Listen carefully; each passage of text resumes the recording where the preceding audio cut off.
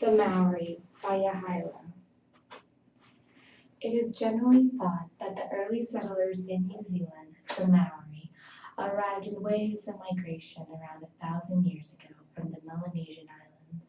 In 1150 AD, in the middle of the North Island, Mount Tarawera exploded and spewed volcanic ash over virtually all of the North Island. The ash settled and covered most of the northern island, forming a mantle that was covered with decay over centuries. Today, archaeologists can date finds in relation to whether they are excavated below or above that layer of volcanic debris. No Maori artifacts or evidence of occupation have ever been dug out of the earth below that volcanic ash layer, which suggests that the Maori could not have been in the North Island before then. It is said that the ancestors of the Maori explorers survived from the migration of people of the Taiwan Tapankaling culture around 3500 BC, known as the Austronesians. The Austronesians had been pushed out by the expanding Chinese and had moved south to the Philippines, Malaysia, and across to Tahiti. Overall, they are descendants from the Polynesian people. Polynesians arrived in New Zealand in giant canoes. They used the stars, sun, and sea currents to navigate and find their way. The very first canoes landed on the east coast of the North Island. Tribal narratives talk about Kupe, who was the first Polynesian to discover New Zealand. It is said that he ended up there due to fishing troubles back in his homeland, Hawaii, and it was all due to an octopus. Kupe set out on his canoe along with his companion in another canoe.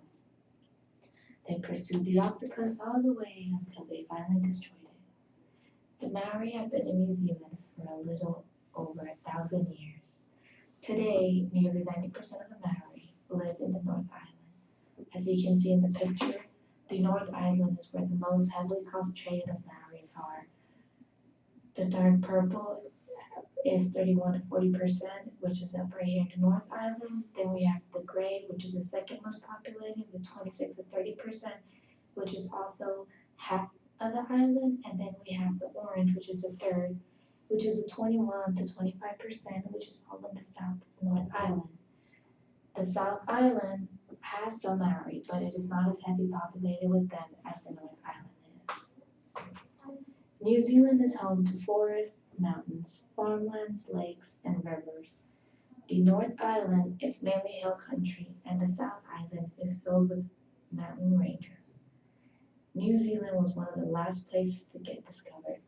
Therefore, a lot of its wildlife and vegetation have remained untouched. Nearly 50% of New Zealand's land is legally protected in order to conserve its biodiversity. The coastal climate is mild to cool, and it rarely gets hot. The inland regions can get very cold. It rains a lot throughout the year, so the lakes and rivers hardly ever dry out. The Maori have a rich cultural heritage, and they are trying to preserve it as much as they can. Their culture consists of art, the Maori language, tattoos, performances, and costumes. The Maori language is one of 3 official languages in New Zealand. There has been a decline of the indigenous language, but thanks to the efforts of the New Zealand government, there has been a revival of the language. Tomoko, the Maori tattoo, is a traditional permanent marking of the body and face. The tomoko is different from the tattoos we know in that the skin is carved by uhi, chisels, instead of being carved with needles. This leaves the skin with textured grooves rather than with the smooth surface. The haka is a traditional war dance. It is performed for many reasons, such as a pre-battle challenge, celebrating an achievement, or welcoming distinguished guests. The haka gained international fame thanks to the New Zealand's rugby team, the All Blacks. The All Blacks perform different variations of the haka before their games. The New Zealand Army also has its own unique haka where female soldiers are included. Overall, the haka has become a unique form of national expression.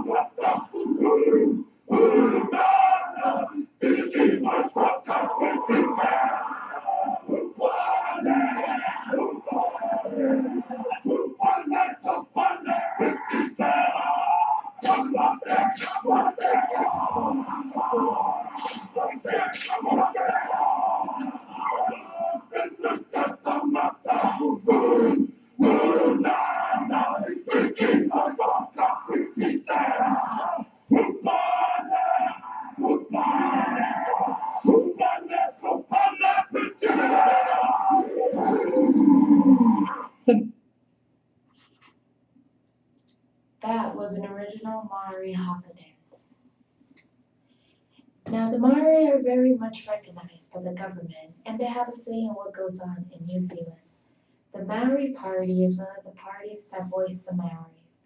Although the indigenous people are allowed to vote, they lack representation on local and district councils.